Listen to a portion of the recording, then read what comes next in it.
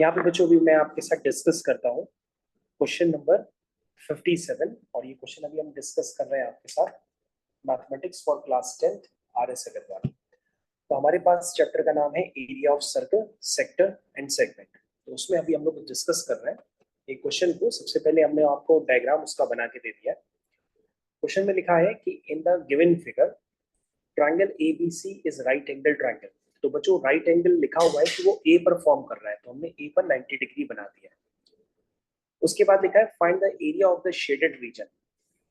Shaded region बच्चों मैं आपको मार्क करके दे रहा हूँ, जरा शेडेड रीजन आप समझ लीजिए कि शेडेड रीजन है कहाँ पर। तो बच्चों ये आपका शेडेड रीजन है जिसको मैंने अभी आपको मार्क करके दिया है। तो ये आपको इसका एरिया निकालना है, तो आप इसका एरिया निकालने पे टारगेट करेंगे कि भाई इसका एरिया हम किस तरह से निकालें। फिर हमारे पास कुछ इंफॉर्मेशन गिवन है बच्चों की जो आपका ए बी है वो 6 सेंटीमीटर है। तो देखो ध्यान से बच्चों, जो ए बी है वो 6 सेंटीमीटर है, यानी ये बच्चों ये पूरी लेंथ जो है ना ए बी की ये 6 सेंटीमीटर है। मेरे ख्याल से बच्चों डायग्राम काफी अच्छा बन रहा है तो आपको ज्यादा समझ में आएगा। बीसी जो है बच्चों 10 सेंटीमीटर है। बच्चों ये वाली जो लेंथ है ना बीसी की वो 10 सेंटीमीटर है। तो ध्यान से देखिए, मैंने इस 10 सेंटीमीटर को भी पूरी तरह से आपको ड्रॉ करके बता दिया है। उसके बाद लिखा है O is the centre of the in circle. अच्छा बच्चों, यहाँ पे काफी सारे बच्चे इन सर्किल देख करके कंफ्यूज हो जाते हैं, लेकिन मैं आपको बताऊं कि इन सर्किल और इन सेंटर जैसा कंसेप्ट मैंने आपको पहले भी बता रखा है, लेकिन मैं आपको एक बार दोबारा बता देता हूँ। देखिए बच्चों, जैसा कि आप जानते हैं कि आपने हमारे कोऑर्डिनेट ज्योमेट्री के काफी सारे लेक्चर्स भी देखे हैं जिनको मैंने आपको ग्रुप में भी शेयर किया था। उसमें मैंने आपको बच्चों एक बात बताई थी कि भाई अगर कोई ट्रायंगल होता है, उस ट्रायंगल में अगर आप अपने इंटीरियर एंगल को बाइसेक्ट करते हैं, तो देखिए ध्यान से बच्चों ये भी एक इंटीरियर एंगल है, इसको आपने बाइसेक्ट किया यानी कि दो बराबर हिस्सों में ब्रेक किया। इस वाले इंटीरियर एंगल को भी बाइसेक्ट किया, इस वाले इंटीरियर एंगल को भी बाइसेक्ट किया। बाइसेक्ट करने का मतलब बच्चों आप समझते ही हैं कि बाइसेक्ट हम किस तरह से करते हैं, कंपास वगैरह की हेल्प से। तो बच्चों जब हम बाइसेक्ट करते हैं यानी कि इस एंगल को बाइसेक्ट किया, इस वाले एंगल को बाइसेक्ट किया, इस वाले एंगल को बाइसेक्ट किया, तो बच्चों तीनों एंगल को जब हम बाइसेक्ट करते हैं तो बाई इंटरनल एंगल बाइसेक्टर्स के जो इंटरसेक्शन पॉइंट क्रिएट होते हैं, क्या क्रिएट होते हैं? इंटरनल एंगल बाइसेक्टर्स के जो इंटरसेक्शन पॉइंट क्रिएट होता है जिसका नाम है ओ, हमने नाम दे दिया उसका ओ, और उसको ओ नाम भी दे सकते हैं, और अगर हम उसको इन सेंटर कह रहे हैं तो हम उसका आई नाम भी दे सकते हैं। तो बच्चों ये जो इंटरनल एंगल बाइसेक्टर्स का जो इंटरसेक्शन पॉइंट होता है ना, उसे हम क्या कहते हैं? इन सेंटर कहते हैं। क्या कहते हैं बच्चों? इन सेंटर कहते हैं। तो बच्चों अपने दिमाग में एक बात बैठा लो भाई बहुत अच्छी तरीके से, क्योंकि मैंने ऑलरेडी आपको बताया था कि कभी भी इंटरनल एंगल को अगर हम बाइसेक्ट करते हैं तो उनके इंटरसेक्शन पॉइंट से जो पॉइंट क्रिएट होता है उसको बच्चों हम लोग इन सेंटर कहते हैं। साथ में बच्चों मैंने आपको ये भी प्रॉपर्टी बताई थी कि जो इन सेंटर की डिस्टेंस होती है साइड से वो इक्वल होती है, यानी जितनी डिस्टेंस ये होगी उतनी ही डिस्टेंस ये होगी, उतनी ही डिस्टेंस ये होगी, जिसको मैंने ग्रीन कलर से आपको शो किया। और अगर बच्चों हम आई को सेंटर मान करके एक सर्किल बनाएंगे तो ये जो सर्किल बनेगा ना बच्चों, ये सर्किल कहाँ बनता है? इस ट्रायंगल के अंदर बनता है, इसलिए हम इसको क्या कहते हैं? इन सर्किल कहते हैं। तो बच्चों कभी भी अगर सर्किल ट्रायंगल के अंदर बन रहा है तो हम उसको इन सर्किल कहते हैं, और कभी भी अगर सर्किल ट्रायंगल के बाहर बनता है तो बच्चों उसको हम लोग सर्कम सर्किल के नाम से जानते हैं। आई थिंक बच्चों आपको ये बात समझ में आ गई थी। तो आपको करना क्या है इस क्वेश्चन में, आपको बच्चों ये जो इन सर्किल है ना आपको उसकी रेडियस निकालनी है। ये बात आप समझ गए?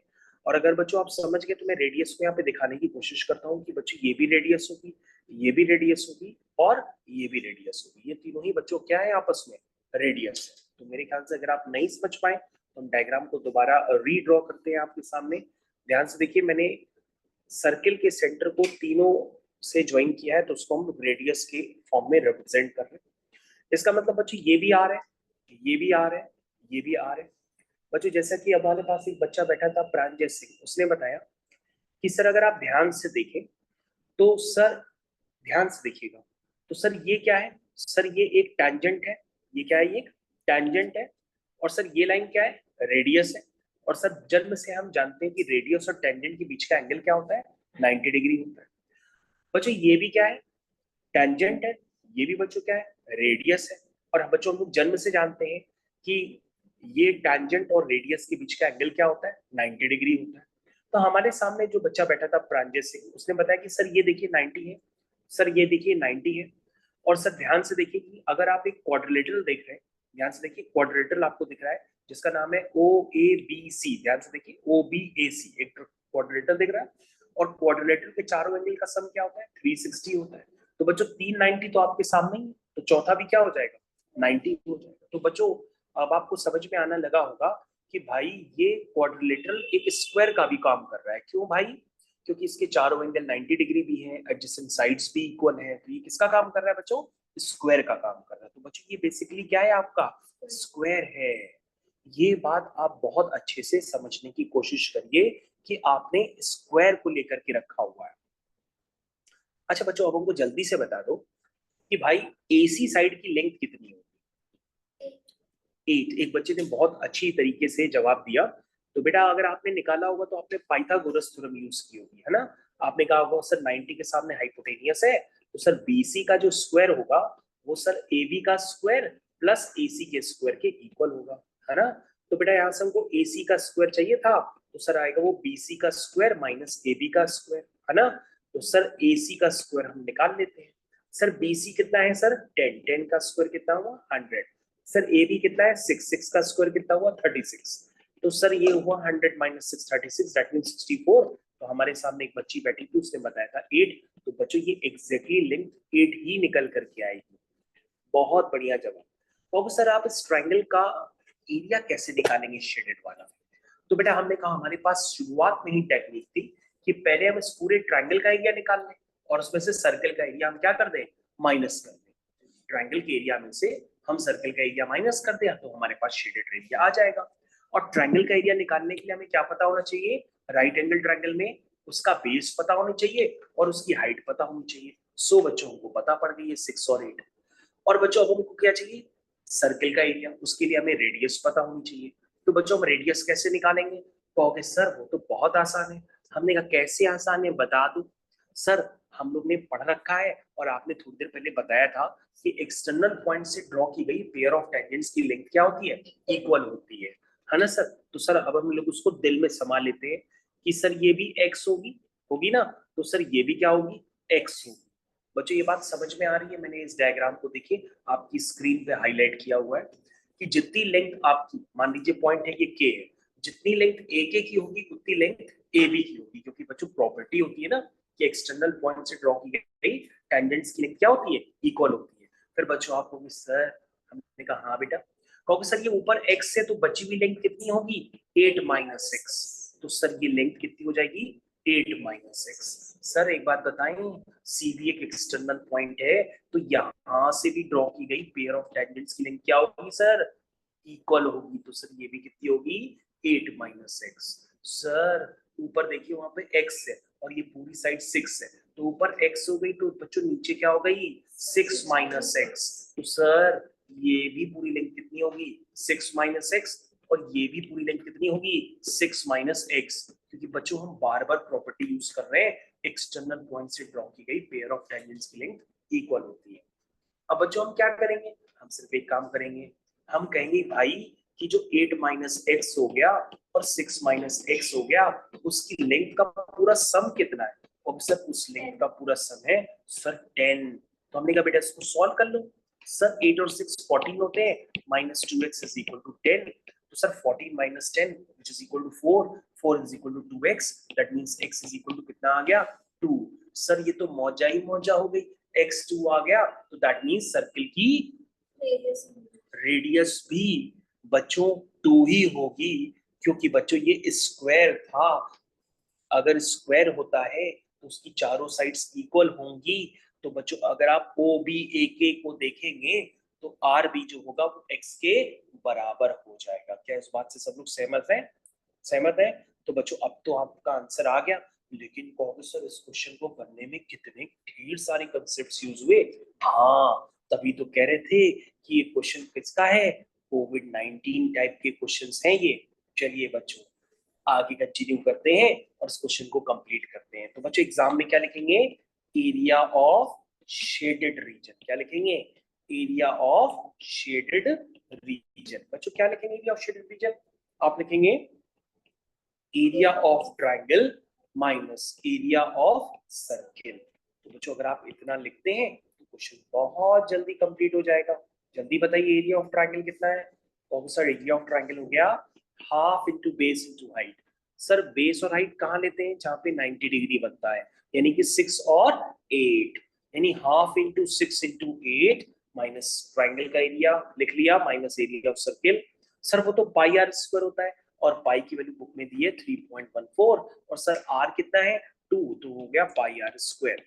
तो बच्चों ये आपका फुल एंड फाइनल क्वेश्चन हो गया, इसको आप निकाल लेंगे तो एरिया ऑफ शेडेड रीजन निकल करके आ जाएगा।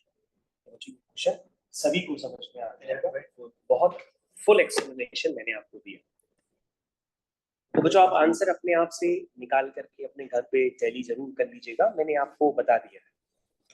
बच्चों नेक्स्ट क्वेश्चन पे चलते हैं, सारे बच्चे नेक्स्ट क्वेश्चन की तरफ ध्यान देंगे। नेक्स्ट क्वेश्चन को कहते हैं बच्चों दिलरुबा। ये क्वेश्चन जाना जाता है दिलरुबा के नाम से, क्योंकि इसमें काफी सारे दिल जैसे शेप बने रहते हैं। तो अगले क्वेश्चन की हम लोग स्टार्टिंग करते हैं, और वो क्वेश्चन होगा आपकी स्क्रीन पे।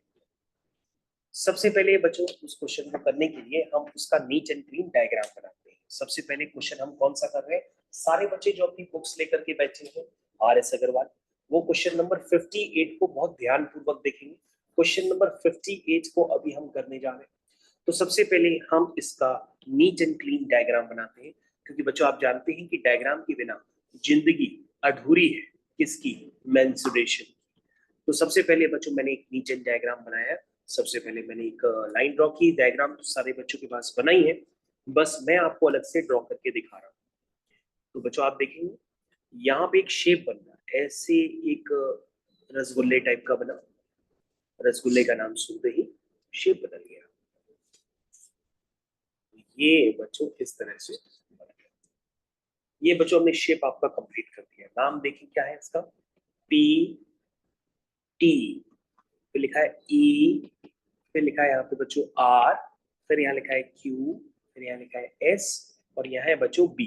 चलिए बच्चों क्वेश्चन रीड करते हैं, और शेडेड एरिया को पैरेट कलर से दिखाते हैं। आपका फेवरेट कलर पैरेट कलर। देखो बच्चों ये कितना अच्छा लग रहा है, शेडेड एरिया। यही आपको निकालना है जो मैं आपको कलरफुल तरीके से दिखा रहा हूँ। देखो बच्चों ये है आपका शेडेड एरिया, यही बच्चों आपको निकालना है। ठीक है, ये बच्चों मैंने अब बाउंड्री बनाने के बाद इसको कलर कर दिया।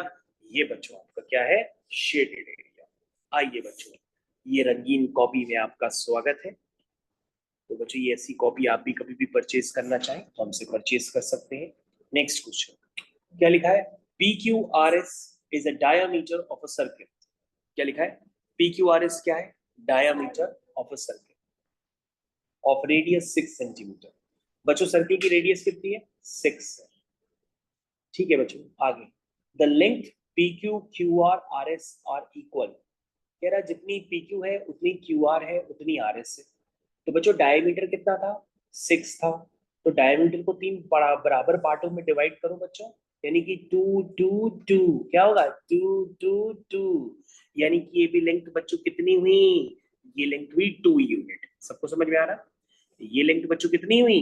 2 यूनिट। ये भी लेंथ कितनी हुई? 2 यूनिट। ये भी लेंथ कितनी हुई? 2 यूनिट। क्योंकि बच्चों 3 इक्वल पार्ट में डिवाइड किया ना। क्यों भाई ये बात समझ में आती है? क्योंकि डायमीटर कितना है? 6। कहोगे हाँ सर समझ में तो आ गया। PQRS is a diameter of circle of radius 6 centimeter. The length PQ, QR, RS are equal. उसके बाद लिखा हुआ है semi circle are drawn with PQ and QS as a diameter as shown in the diagram. Find the perimeter and the area of the shaded region. लो बच्चों लग गई लंका। क्यों? क्योंकि एरिया ऑफ शेडेड रीजन तो पूछा ही जा रहा है, साथ में पूछ रहा शेडेड रीजन का पेरीमीटर भी बताओ। क्वेश्चन बदल दिया इन्होंने। तो बच्चों आप देखोगे शेडेड रीजन का पेरीमीटर, काफी सारे बच्चे तो पेरीमीटर का मतलब ही नहीं समझेंगे। ध्यान पूर्वक देखिए मैं आपको अभी बताने जा रहा हूँ पेरीमीटर का मतलब क्या है। बच्चों पेरीमीटर का मतलब होता है ये वाली लिंक आपको निकालनी है। ये देखो, देख रहे हैं आप? ये वाली बच्चों आपको लिंक निकालनी है। ये लिंक, ये लेंथ जो होगी बच्चों किसका काम करेगी? पेरीमीटर का। क्योंकि सर लगता है पेरीमीटर सर पहले निकालो। हमने कहा बताओ कैसे निकालोगे। क्योंकि सर देखो डायग्राम को बड़ा कर देते हैं। अब तो सर इससे अच्छा डायग्राम तो बुक में भी नहीं बना है, पहले आइए बनाते हैं। सर पेरीमीटर, हमने कहा हाँ बेटा पेरीमीटर। सर वैसे सर्किल का पेरीमीटर हम आपको बताएं क्या होता है, सर 2 पाई आर होता है। सर आधे सर्किल का पेरीमीटर पाई आर होता है। तो सर हम सबसे पहले क्या करते हैं, सर ये जो इतना सा पोर्शन बना है ना, पहले ये पेरीमीटर निकाल लेते हैं कि पीबी क्यू का पेरीमीटर। क्योंकि सर ये तो आसान है। हमने कहा क्यों, क्योंकि सर ये देखो रेडियस गिवन है ना 1 सेंटीमीटर, तो सर ये पेरीमीटर तो आ ही जाएगा। कितना होगा, पाई इंटू 1। कितना होगा भाई, 2 पाई आर होता है पूरा, आधा कितना हो जाएगा पाई इंटू आर। आर कितना है 1, तो सर पेरीमीटर इसका कितना हुआ पाई इंटू 1। तो सर लिखते जाए क्या, अरे हाँ और क्या, पाई इंटू 1। आगे बढ़ो, आगे बढ़ो, चलो ये वाला सर, सर ये भी पेरीमीटर है लेकिन सर ये सेमी सर्किल है ना। सर इसका डायामीटर 4 है, तो रेडियस कितनी होगी 2 होगी। तो सर इसका पेरीमीटर कितना होगा, पाई इंटू 2। कितना होगा, पाई इंटू 2। अरे वाह सर, क्वेश्चन तो इजी लग रहा है।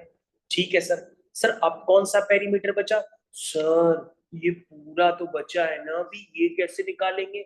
तो हमने कहा बेटा ये पूरा डायामीटर कितना था 6, तो रेडियस कितनी हुई 3। तो सर इसका पेरीमीटर कितना हुआ पाई इंटू 3। कितना हुआ, पाई इंटू 3। तो सर आपने तो बहुत ही चालाकी से उसका पेरीमीटर बहुत जल्दी निकाला है। तो यही इसका क्या है, पेरीमीटर। तो उसका आंसर क्या होगा बच्चों, 3 pi plus 2 pi plus pi, यानी कि 6 पाई।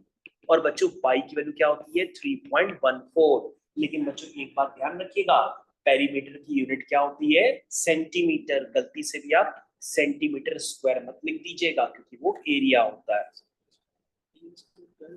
चलिए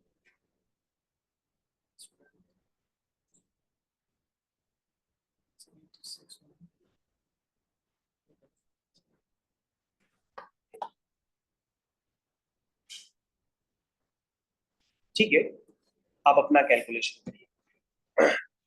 हाँ तो बच्चों नेक्स्ट क्वेश्चन हमारे पास क्या होगा, नेक्स्ट क्वेश्चन को करते हैं। हमारे पास क्या निकालना है इसका, एरिया। बताइए एरिया क्या होगा इस डायग्राम का। इस डायग्राम में निकाला है। तो बच्चों याद रखिएगा जो बुक में डायग्राम गिवन है ना, उसमें जो पीएस डायामीटर है वो 12 गिवन है। कितना है बच्चों 12। तो आप अपने कैलकुलेशंस चेंज कर लीजिएगा। हमारा कैलकुलेशन 6 के अकॉर्डिंग चल रहा है। ठीक है चलिए भाई। तो अब हमको क्या निकालना है, हमको क्या निकालना है बच्चों, शेडेड एरिया। तो शेडेड एरिया बता बेटा, क्या निकाल, क्या नाम है तुम्हारा। हाँ बताओ, यथार्थ बताएंगे शेडेड एरिया कैसे निकलेगा। शेडेड है सर। सर इसका पाई आर स्क्वायर अपॉन 2, इस बड़े सर्कल का पाई आर स्क्वायर अपॉन 2 कर देंगे सर, और इसे इस छोटे वाले का माइनस कर देंगे। यस बिल्कुल सही बता रहा है यथार्थ। यथार्थ ने कहा कि भाई, यथार्थ की आवाज भी रिकॉर्ड हो रही है इस समय। यथार्थ कह रहा है कि सर सबसे पहले आप ये वाला निकाल लीजिए और उसमें से ये वाला अंदर वाला पोर्शन माइनस कर लीजिए। तो सर आपके पास आधा शेडेड एरिया तो ऊपर का आ गया। और सर नीचे वाला निकालना कौन सी बड़ी बात है, वो तो कोई भी बता सकता है कि वो सेमी सर्किल है। क्या है वो, सेमी सर्किल। तो बच्चों शेडेड एरिया यथार्थ ने बिल्कुल बहुत बहुत अच्छे से बताया। बच्चों बस याद रखिएगा, हमारी डिजिट्स और आपकी बुक में दी गई डिजिट्स थोड़ी सी वेरी कर रही, तो आप उसके अकॉर्डिंग आंसर निकाल लीजिएगा चेंज करके। तो आपका शेडेड एरिया बच्चों कितना हो जाएगा, कौन बताएगा शेडेड एरिया। कॉगेज यथार्थ, पूरी लेंथ कितनी थी 6, तो आधी कितनी हुई 3। तो पूरा आधा एरिया कितना हुआ 1/2 पाई आर स्क्वायर। ये हो गया आधा एरिया। उसमें से क्या माइनस करेंगे, ये वाला एरिया बच्चों, ये वाला एरिया माइनस करेंगे। तो ये एरिया बच्चों कितना होगा, कहोगे सर ये एरिया होगा 1/2, क्या होगा 1/2 पाई आर स्क्वायर। आर बेटा इसका कितना होगा 2, तो 2 का स्क्वायर लिख देंगे क्योंकि 4 का आधा 2 होता है। इतना तो आ गया सर। फिर सर इसमें क्या प्लस करेंगे, नीचे वाले सर्किल का एरिया, उसकी रेडियस कितनी होगी 1, यानी हो जाएगा 1/2 पाई इंटू 1 का स्क्वायर। तो बच्चों फाइनली आपका कैलकुलेशन हो गया। ये आपका जो आंसर आएगा वो सेंटीमीटर स्क्वायर में आएगा। आई थिंक सारे बच्चों को ये क्वेश्चन बहुत ही सक्सेसफुली समझ में आया होगा। क्वेश्चन करने के पैटर्न पे जरूर ध्यान दीजिए ताकि आप इसको ज्यादा से ज्यादा समझ पाए और घर जाकर के एरिया रिलेटेड टू सर्कल वाला ये जो पार्ट है इसको आप कंप्लीट कर पाए। तो आई थिंक ये सारे बच्चों को क्वेश्चन बहुत अच्छे से समझ में आते हैं। तो बेटा तुम्हारा क्या नाम है? गौरी। तो गौरी बेटा इस क्वेश्चन पे देख सकते हैं, इसका नीट एंड क्लीन सॉल्यूशन आपके सामने।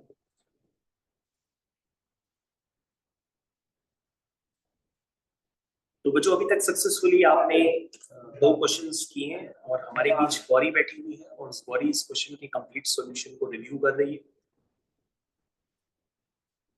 ठीक है, तुमको देखना है बेटा? तुमको समझ में आ गया? चलो तो बच्चों हम लोग नेक्स्ट क्वेश्चन की तरफ बढ़ते हैं। नेक्स्ट क्वेश्चन, आगे बढ़ो। नेक्स्ट क्वेश्चन बच्चों, एक क्वेश्चन और करेंगे, एक क्वेश्चन बस और बच्चों। तो एक क्वेश्चन के लिए सारे बच्चे रेडी हो जाए।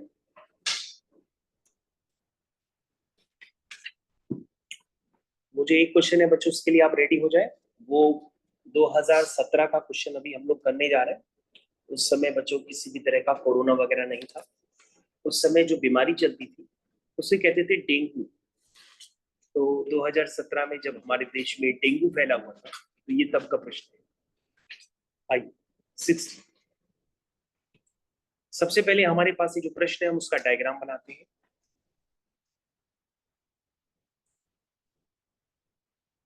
ये बच्चों आपका डायग्राम बन गया। डायग्राम के बाद बच्चों एक छोटा सा आपको रसगुल्ला बनाना है, आधा कटा हुआ रसगुल्ला, ये बन करके तैयार हो गया। आपका शेडेड एरिया बच्चों कौन सा है? शेडेड एरिया को जरूर मार्क कर लें ताकि आपको कोई कंफ्यूजन ना रहे। ये बच्चों आपका शेडेड एरिया है। सबसे पहले हम शेडेड एरिया बनाते हैं। ये बच्चों आपको शेडेड एरिया निकालना है। मैं उसकी बाउंड्री बना रहा हूँ और फिर कलर को डार्क करके पूरा शेडेड एरिया दिखा दूंगा।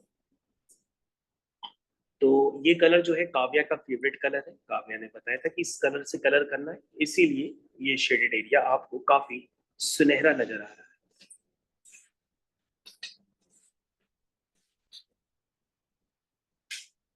तो काव्या बेटा तुम्हारे लिए ये शेडेड एरिया तैयार। बेटा ये लेंथ है 21 सेंटीमीटर और ये लेंथ है 14 सेंटीमीटर। अब आप चाहें तो कर सकते हैं इसको ए, बी, सी और डी। क्या निकालना है बच्चों इसमें? Shaded area. तो हमारे सामने एक बच्चा बैठा हुआ है। बेटा क्या नाम है तुम्हारा? शुभ। शुभ, शुभ हमको बताएगा कि शेडेड एरिया कैसे निकलेगा। शुभ ने तुरंत बता दिया और यथार्थ ने कहा था इस क्वेश्चन को करूं, लेकिन शुभ ने बिल्कुल धज्जियां उड़ा के एक ही बार में खत्म कर दिया। कह रहा है कि सर इसमें है क्या? रेक्टेंगल के एरिया में से आप सेमी सर्किल का एरिया माइनस कर दीजिए। कौन सा बड़ा काम है सर ये? तो सर शेडेड एरिया तो लिख ही लेते हैं। Shaded area is equal to क्या लिखेंगे? Area of rectangle, area of rectangle minus area of semi circle. बच्चों आप ये स्टैंडर्ड यूज करेंगे। तो बच्चों एरिया ऑफ रेक्टेंगल कितना होगा? 14 इंटू 21 और एरिया ऑफ सेमी सर्कल, चलिए सेमी सर्कल हम लोग देखते हैं। बच्चों 14 का आधा कितना होगा? 7 सेंटीमीटर। तो सेमी सर्कल का एरिया कितना होता है? 1/2 into pi into R square. ये बच्चों अगर आप सॉल्व करेंगे तो आपके पास सेंटीमीटर स्क्वायर आ जाएगा आंसर। लेकिन बच्चों इसमें धोखा भी है। धोखा ये है, ये शेडेड रीजन का पेरीमीटर भी पूछ रहा है। आइए बच्चों धोखे को कंप्लीट करते हैं। आइए देखिए बच्चों, ये होगा आपका पेरीमीटर। सारे बच्चे ध्यान से देखेंगे, यहाँ पे पेरीमीटर के लिए आपको ऐसे चलना पड़ेगा बच्चों। ये पेरीमीटर है, ये देखो बच्चों शेडेड एरिया का पेरीमीटर, ये है पेरीमीटर शेडेड एरिया। ठीक है, तो आपको ये बच्चों आपको फाइनली निकालना है। कैसे निकालेंगे? क्योंकि सर बहुत आसान है। पेरीमीटर को पी से रिप्रेजेंट करेंगे। सर लिखेंगे 21 प्लस 14 प्लस 21 और ये सर सेमी सर्कल है ना, तो 1/2 2 पाई आर, यानी कि पाई इंटू आर, यानी पाई हो गया 3.14 और आर इसका है 7। तो बच्चों ये आपका आ जाएगा पेरीमीटर।